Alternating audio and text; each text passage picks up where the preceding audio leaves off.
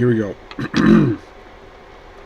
Welcome back to Nick Lenz's Comic Corner, classic, less known classic. This is episode number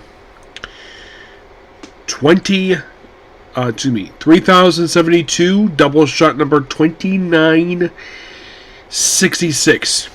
Okay, so now we're here reviewing basically two books by one is basically, this is one of the most popular books he ever written in his career.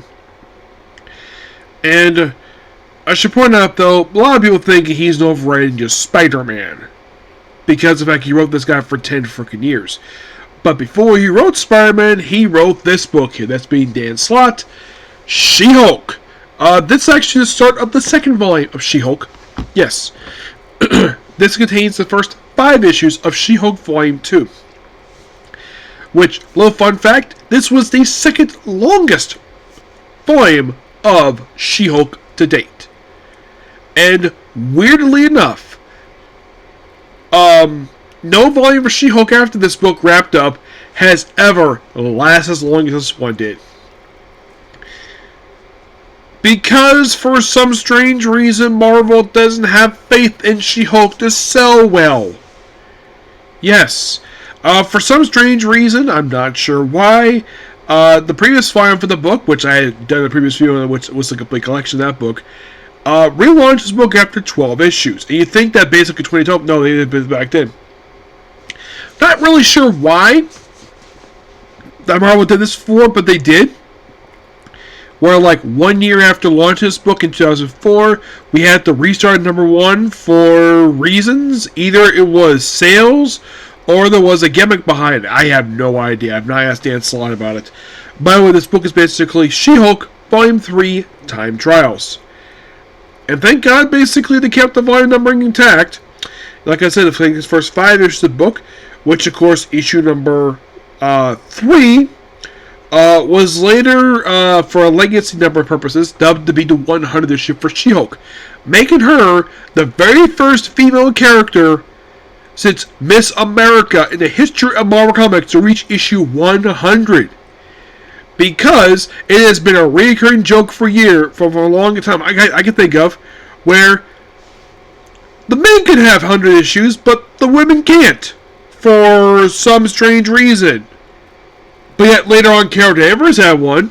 They didn't celebrate it, but at least they kind of acknowledged it's actually 100 issues published. But if you think about this, aside from Miss America, which basically that was her 40s comic, but in the case of regular Marvel Comics, can you think of any other female character in Marvel Comics aside from She-Hulk and Carol Danvers who've had 100 issues published?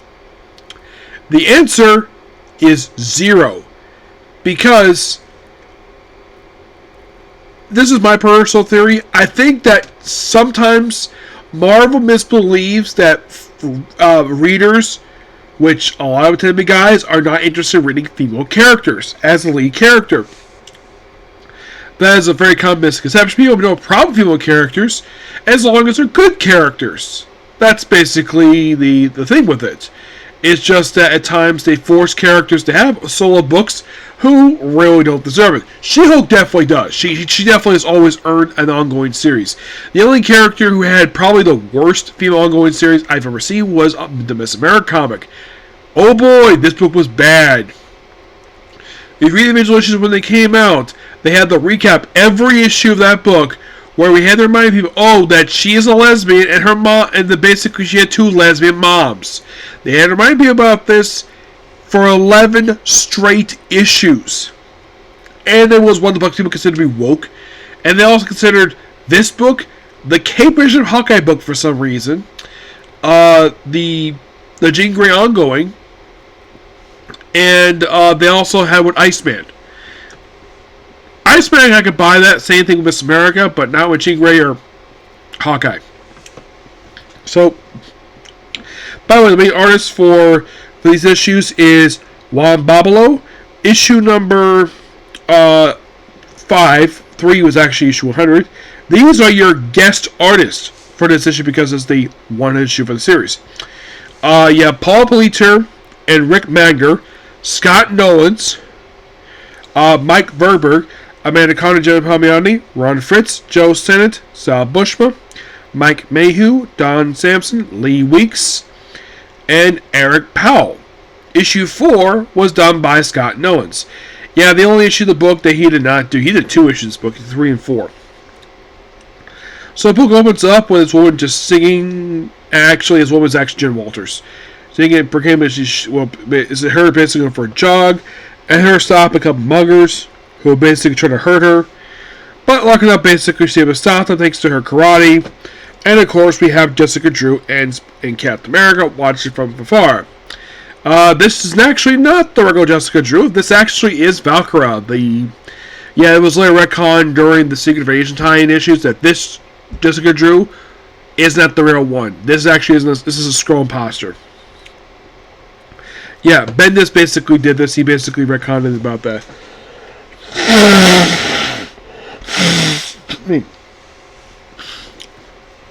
So after stop people, and of course, you have the now Mayhap Returns was Peter Dave book. You have her basically at her firm, just normal stuff here. Actually, no, she's visiting a client. Where basically he's about protecting comic books, and then we have this weird looking building. There's a crash. We have She-Hulk basically doing her thing, and then we have a press conference where it's a conference room where there is a legal issue where, okay, so get this. The Second Vision and Straxure, aka Cassie Lane, are in a legal disagreement with Boomerang and Ox of the Enforcers.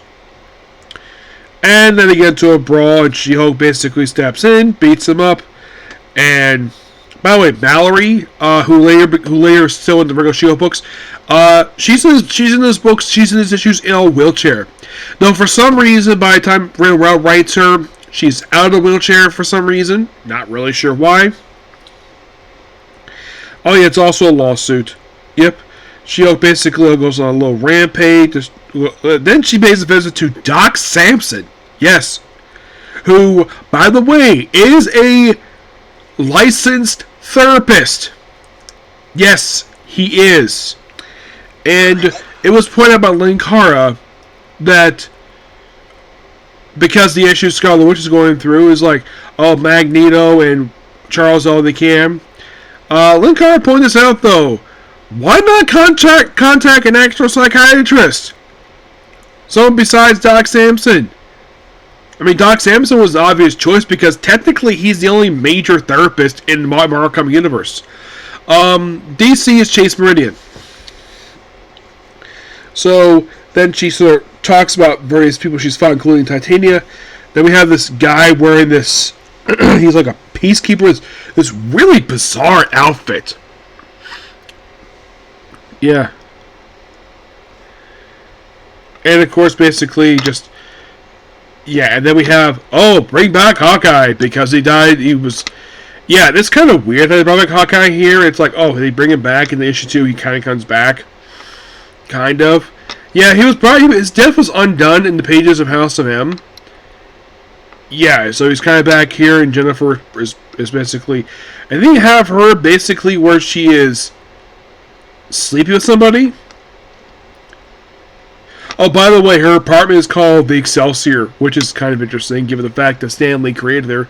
I think, if I remember correctly, I think she's one of Stan Lee's last major creations. Not the last one, basically, but one of his last major ones. And then Awesome Andy show up here. Yep. He's been a very common recurring character in She-Hulk comics. He's even popped up I think he popped up in the Charles Shaw book. He popped up in, not Mark Atomic High's book, he didn't pop up there, but he did pop up in the recent book, so always great to see the guy. I think it might be Wyatt Wagfoot, but the guy doesn't look like Wyatt Wagfoot. Yeah, so we have various stuff going on here. More stuff. Lots of chatting here. Slott loves his dialogue. We have someone in a coma, and it's all like a time crunch.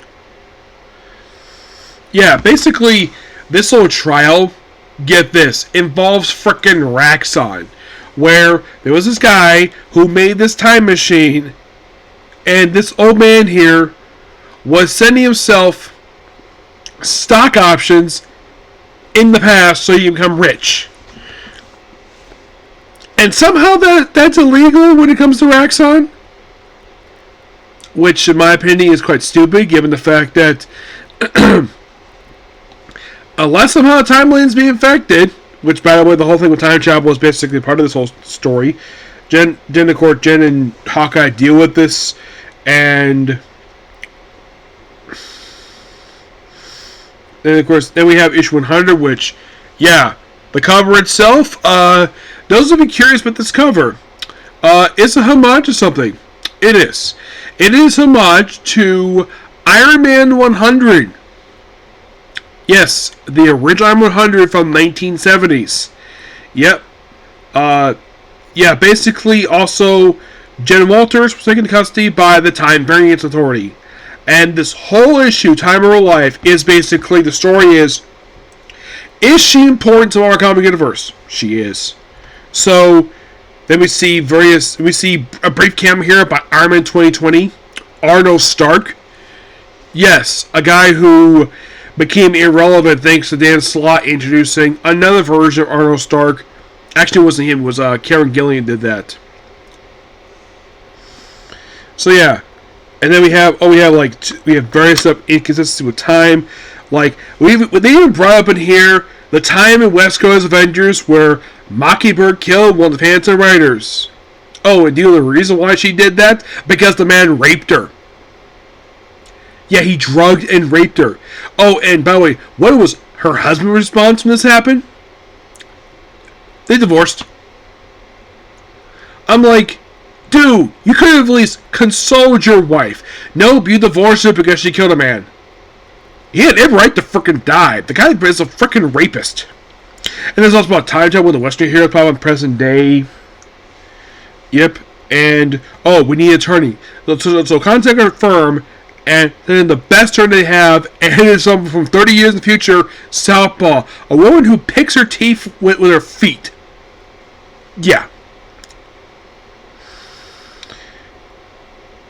And then for some reason we see like Razorback. Yeah, he plays a small role in the issue, which is something because Razorback was a supporting character in the Sensational She-Hulk book. Yeah, John Byrne did a lot with him. But he does take the stand. And then we see first her father. Yes, Sheriff Walters. Yes, after all this time, he's still sheriff. Yeah, the weird thing is, after Savage She-Hulk wrapped up, the guy wasn't featured very much, though. I think prior to this issue, the last time he was featured was actually in Sensational She-Hulk. Yeah. And, like, at first, and then we had the various forms of She-Hulk with basically, like, I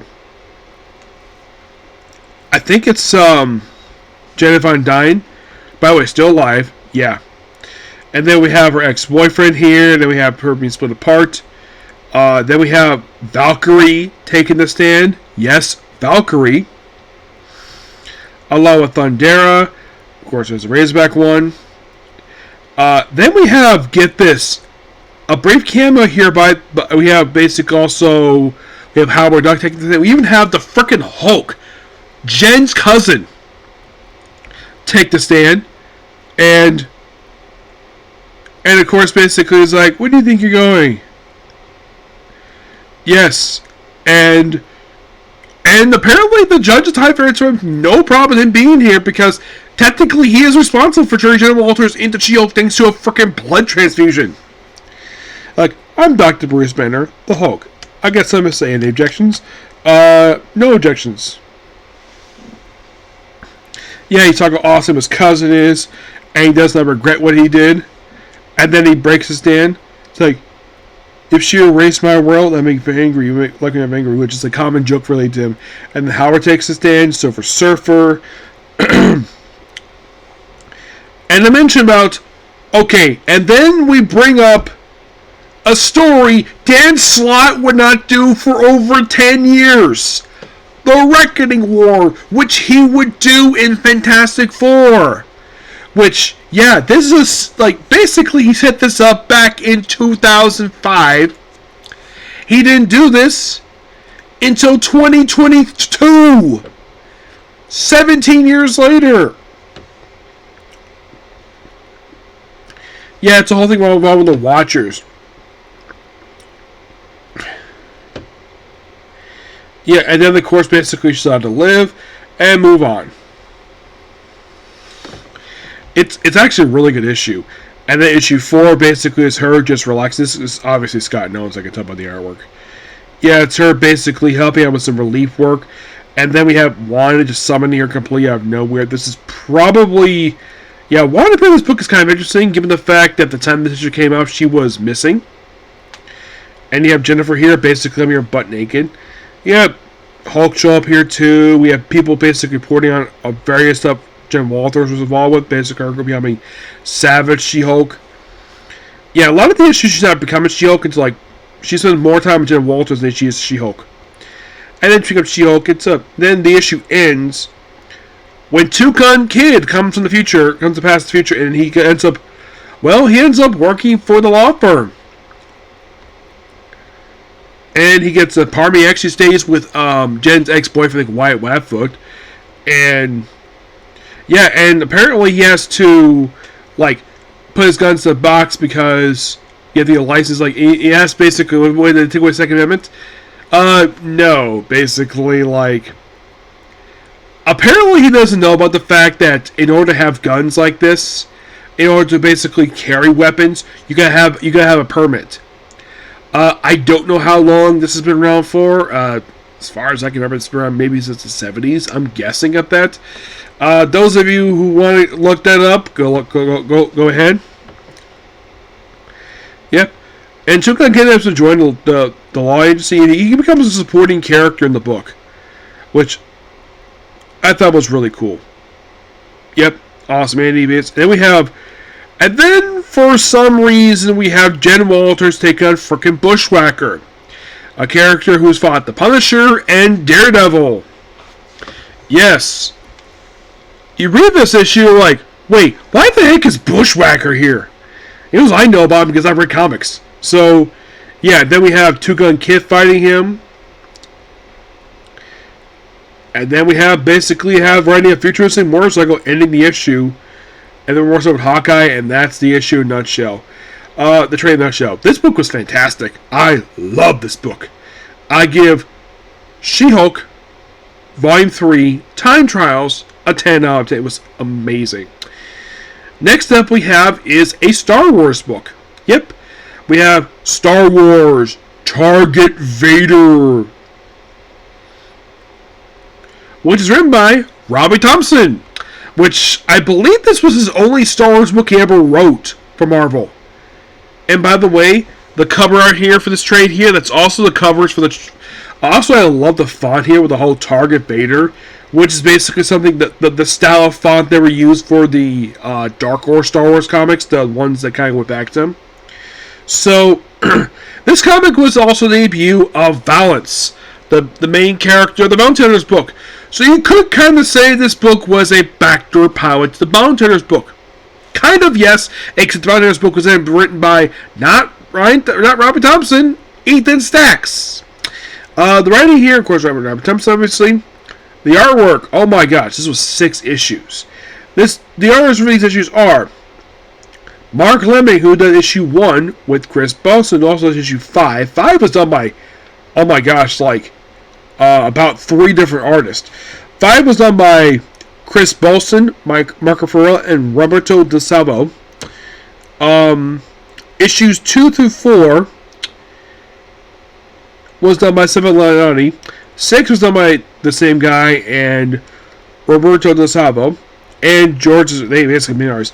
We have Nick Clean on the awesome cover artwork here. Yeah, basically, thanks to this book here, we get the first Marvel, first timeline appearance of Valance, Daggeroth, and I believe Boss shows up. I know Boss doesn't show up here. It was somebody else. So, like I said, this book is literally just a backdoor pilot into the Bounty Hunters book. This was also a little fun fact. This was the first book featuring Vader, That's not in Star Wars, since his last book ended. Yes, since the Charles Show book ended after only publishing for 1 year. Yeah, as for why they only did 1 year of a 19-year run, that makes no freaking sense to me. So, by the way, this is like the only book Vader left to review for Marvel, because the only Darth Vader comics out there are Earl Dark Horse comics. No joke. Because Marvel just did the 3 volumes for Darth Vader, this very mini-series. I think he did like 1 air mini-series for Vader, and there was also there's also one A comics, but not a lot per se. But so we have this one bounty, and of course he's going out to Vader. Vader is targeted by somebody. Of course, you have lots of these, of course, these gorgeous artwork here. And this is when we meet Valance the first time, where he is at a bar. And here he is. There's Valance, his debut appearance. Little fun fact about Valance. He is a character who actually made his debut. He's not original to Disney canon. Oh no. He made his first appearance in the original Marvel comic book that came back in the 70s. And he had a completely different look. Yep. By the way, Valance was a former basically former Empire officer of the Imperial Navy. And became a bounty hunter. And a lot of this book is basically not exactly exploring that. The bounty hunter's book actually explored his backstory really well. So basically, it's a work with Vader, and we also see the pig creatures who basically work with Jabba the Hutt. We also get the first time appearance of this guy here, Dagoth. He actually made his debut in Empire Strikes Back in that very famous scene that was completely pointless. It's that one scene which featured all these bounty hunters hired by Vader to look for the late Falcon, and Boba Fett was what found the damn thing.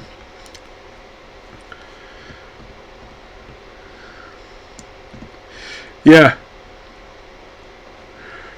And then, of course, you have Vader going on Rampage. Stuff in the Outer Rim. And like, oh crap, it's the Empire here. A lot of this book is fantastic. I love all the scenes here. And then we see Dex. Oh my gosh, Dex. From the prequel movies. Yes.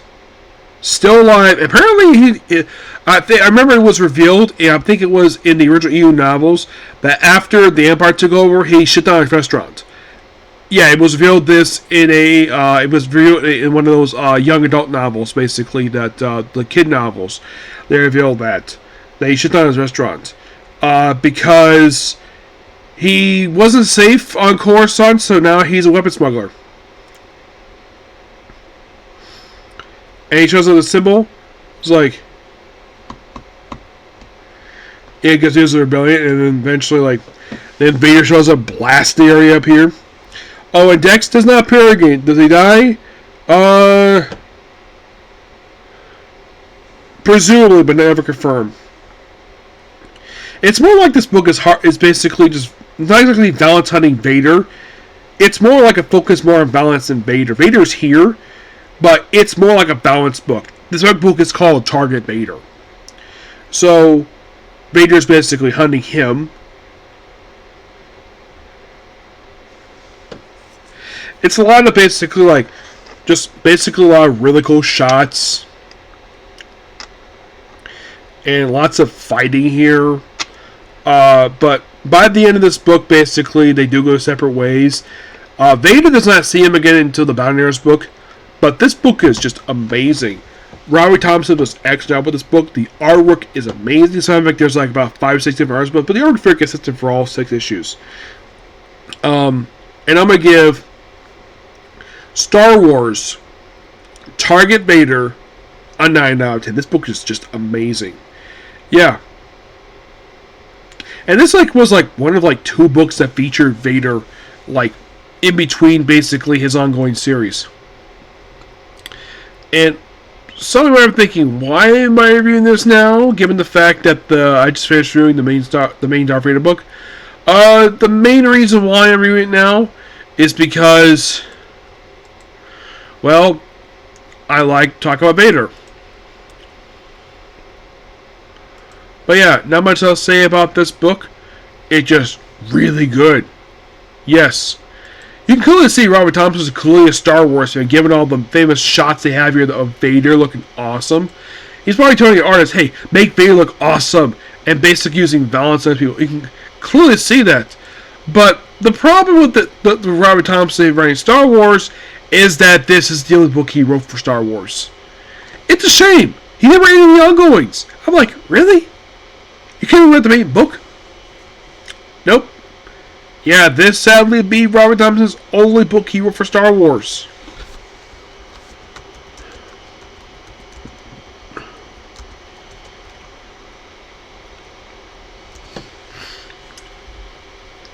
I'm not really sure why they decided to have him write this one only book.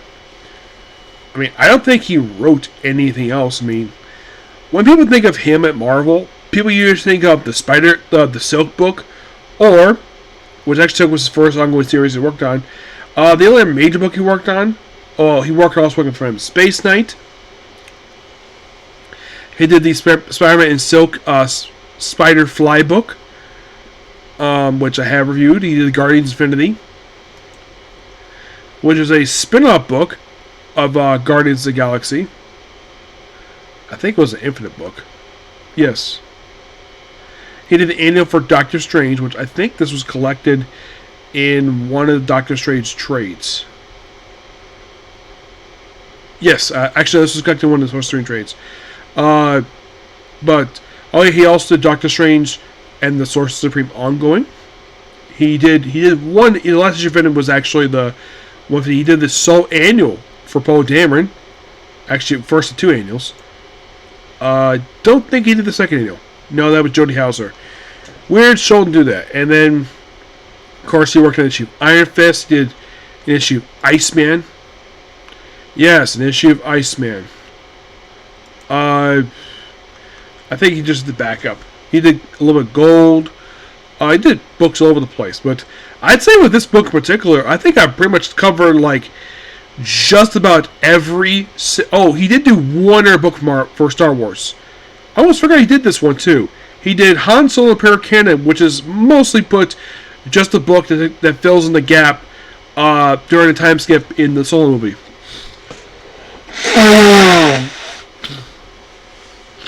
Let's see, was there a book he worked on? Oh, he did the adaptation for Solo. That's another book he worked on. Meet the Skrulls. I actually have not read this one yet.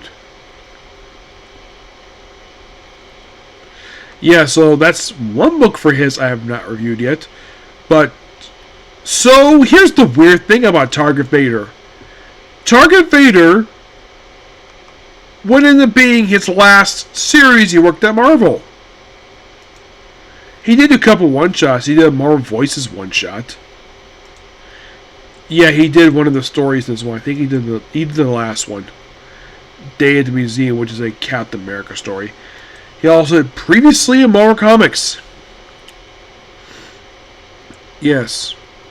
Which I think this is mostly just a recap book. And he did Road to Empire, Kree Skrull War. It's kind of weird though, the fact that he stopped doing Marvel. I mean, the guy is a damn good writer. It's just that, he also did issue Punishment. But it's like, why would he stop for? That's honestly a good question. He also has one really weird comic called Marvel Video Comics.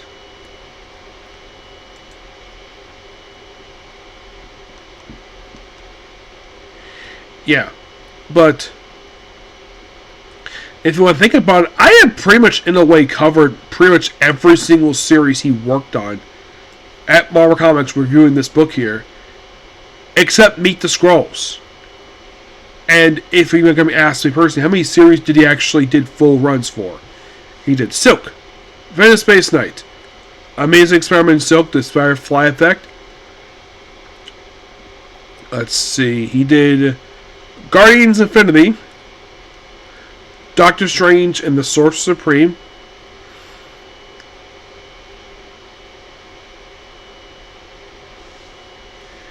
Let's see.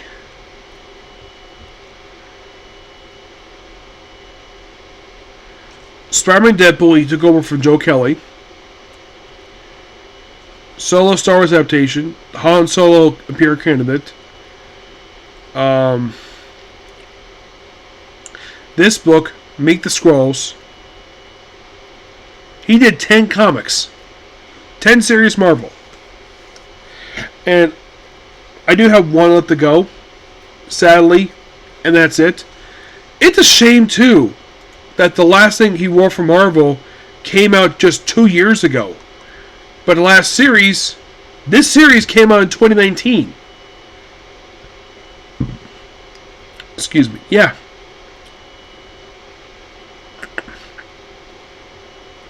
Which, December 2019, which was like a little over 5 years ago. So it's been 5 years since he's working on a series in Marvel. I mean, did they have fallen out? Who knows? I have no idea, but it's a shame Marvel lost a good writer because this guy was awesome. He really never wrote a bad comic for Marvel.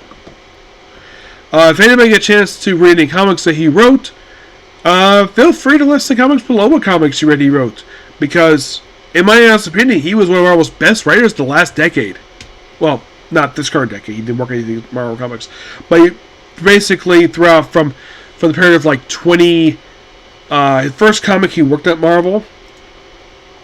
The first series he worked on, which was Silk, by the way. Yes, Silk.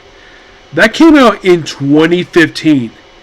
So in a period of, oh my gosh, like 5 years, he did 10 series, which, that's awesome. Some mini-series, few ongoing. Gotta admit, the guy had pretty successful career at Marvel. It's a shame, basically, he doesn't work anymore. Sadly. Alright, so that's pretty much a particular review. Please be sure to like, comment, subscribe, turn notifications, do this like button. I would do another review, but it's getting kind of late right now, so I'm going to do it tomorrow. Okay? Good next video. Bye.